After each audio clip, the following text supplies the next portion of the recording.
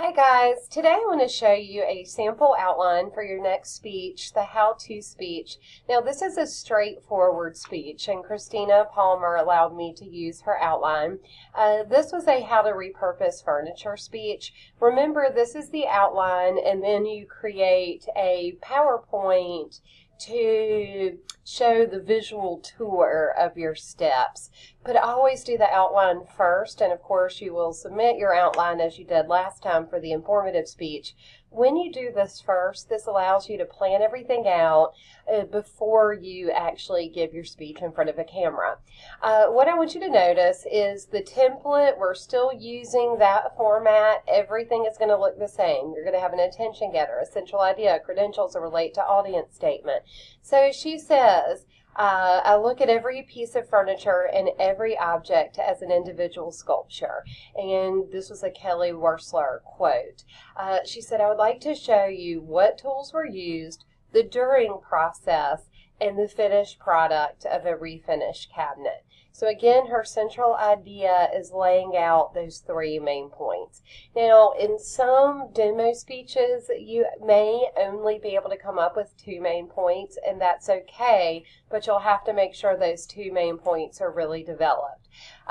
Here, what I want you to notice in a demo speech, if you are doing a straightforward speech, and hopefully you've watched my last videos where I gave you ideas and I showed you different sample speeches from actual students, if you decide to do a straightforward how-to, always a great place to start is here's what you're going to need. Oftentimes on DIY shows, people start with saying, gather these things. Here are the tools you'll need. And again, it's a good place to start.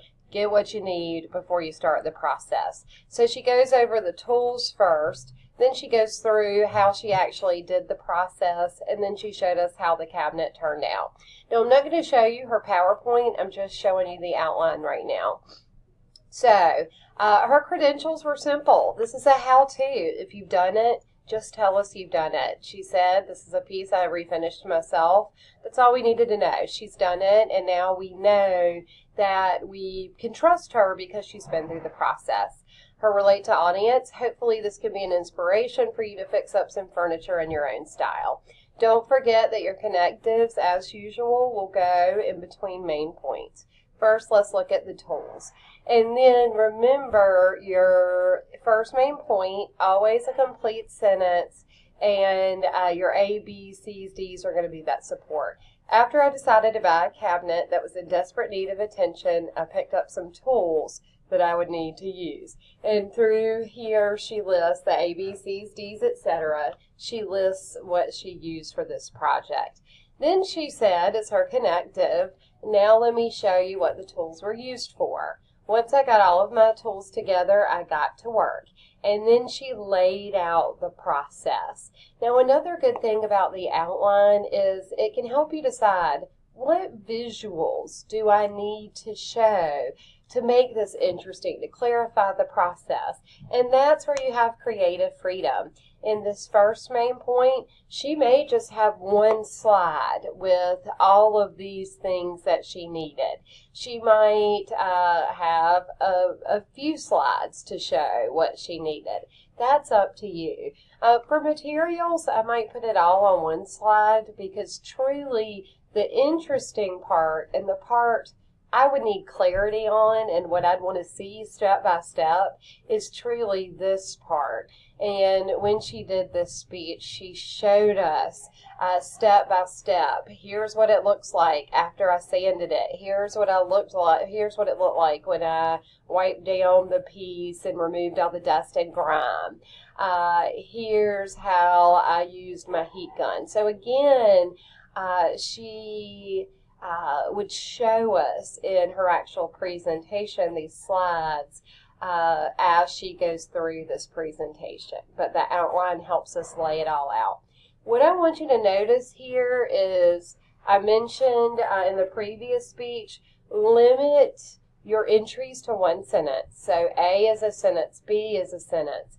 If you decided to elaborate, that's when you can add ones and twos after each subpoint.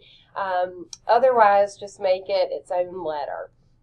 Okay, and so then she says, finally, I would like to show some finishing steps.